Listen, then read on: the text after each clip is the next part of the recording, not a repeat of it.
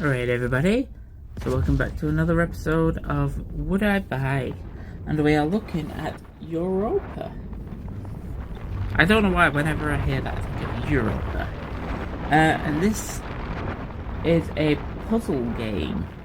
Just to put it simply, it's a puzzle game.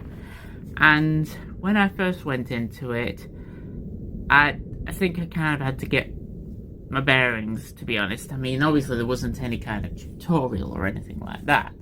Well, there were actually little parts. It does have a tutorial of sorts, but it was one game where I kind of had to get my bearings around a little bit at first. And when I first started playing it, I'm thinking, how is the game structured? And I'm thinking, is it one where you're just constantly pushing forward, just making from one way to the next? Like games like Limbo, for example, where you're always pushing forward. I thought, is it going to be like that? And then I started thinking, oh, is it more level-based? And you actually just solve that puzzle in a certain area, and then you move on to the next area. And the more I actually got my bearings straight, I realised it's a little bit of both. Because there's like a big sort of, I suppose you could say like a hub world. The whole area is all sort of connected together. But at the same time, each area is sort of broken up into its own little section as well. And I actually liked that. I think that was kind of unique for a puzzle game. It's not often.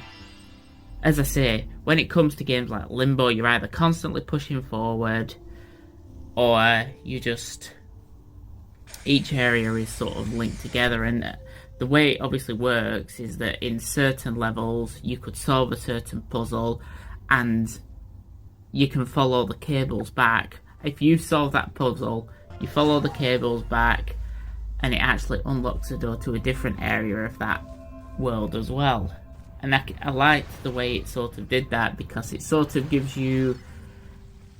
It's one where you kind of have to get to know your bearings.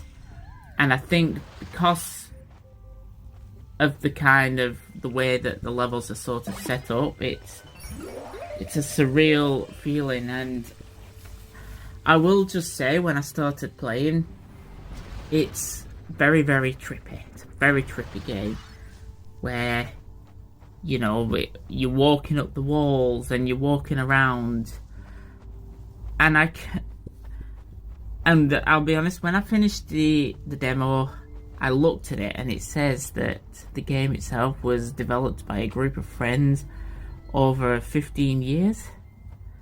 And then I was like thinking, hang on, if that was 15 years... Because when I started playing the game, it reminded very, very much of a game that I did play, and it's probably just me putting 2 and 2 together and getting 5. But I was just kind of thinking, hang on, 15 years, that would take us back to what, like 2007? And then I realised a game called Prey came out in 2006. So around that time, I was just thinking, my gosh, were these group of friends inspired by Prey? Because it just seems like it's very much inspired by that type. That was a very, very trippy game. Obviously, there was a remake that was nothing like the original Prey, but that was very strange. Where you walked through, you was able to walk up the walls and all things like that. It was a very, very trippy experience, but it was in a good way. It was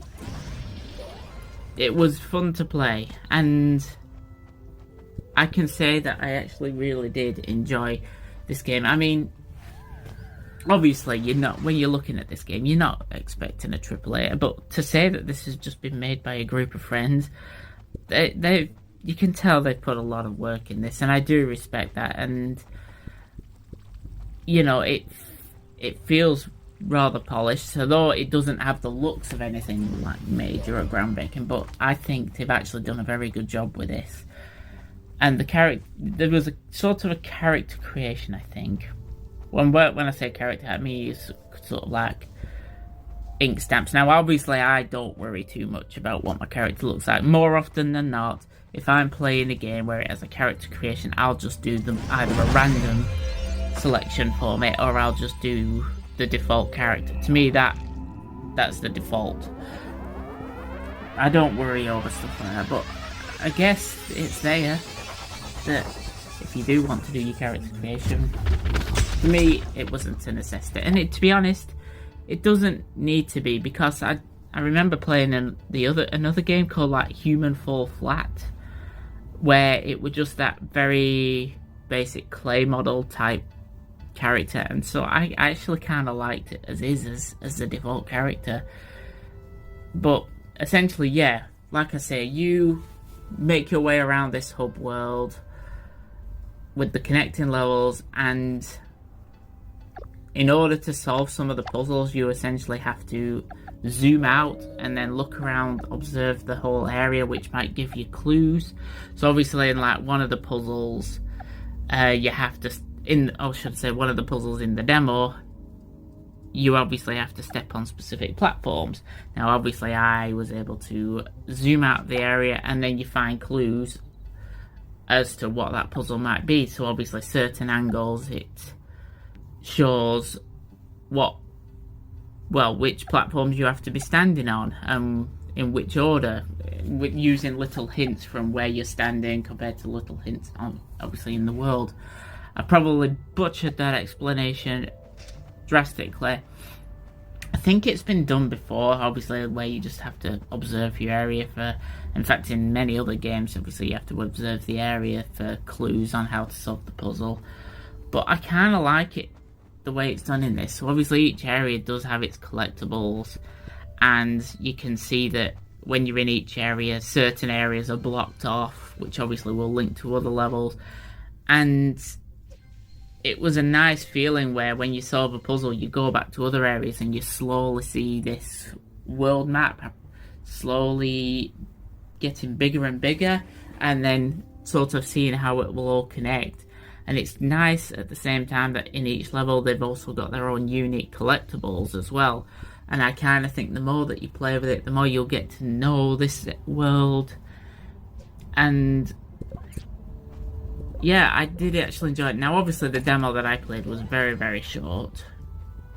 But to be honest, that's all I kind of needed, because I kind of realised I did enjoy this game. And as I say, to say that this was made by just a small group, like I don't know how many people, when it says a small group, I don't know how much it means by a small group, but at the same time it doesn't matter, because they've put a lot of love, I suppose you could say a lot of love. This looks like a love project, and to be quite honest, it's seemed, from what I played, pretty well polished compared to some other games I've played, and I will give it credit for that.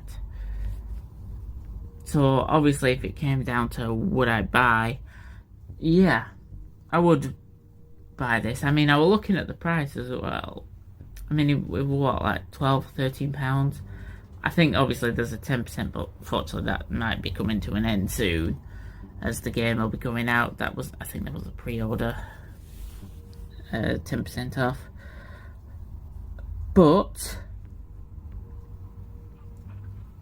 I will also say that it also includes a stage creator, and that seemed like just a little additional bonus.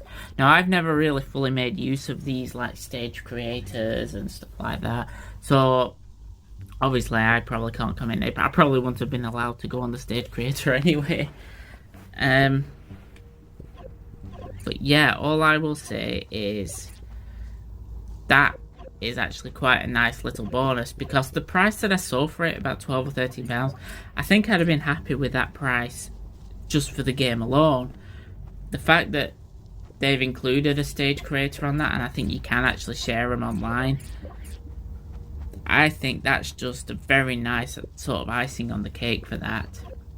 And I think they should be commended. Like, I think I'd have been happy to pay the price that they're charging, even if it hadn't have included that stage creator. So yeah, would I buy it with the stage creator as well?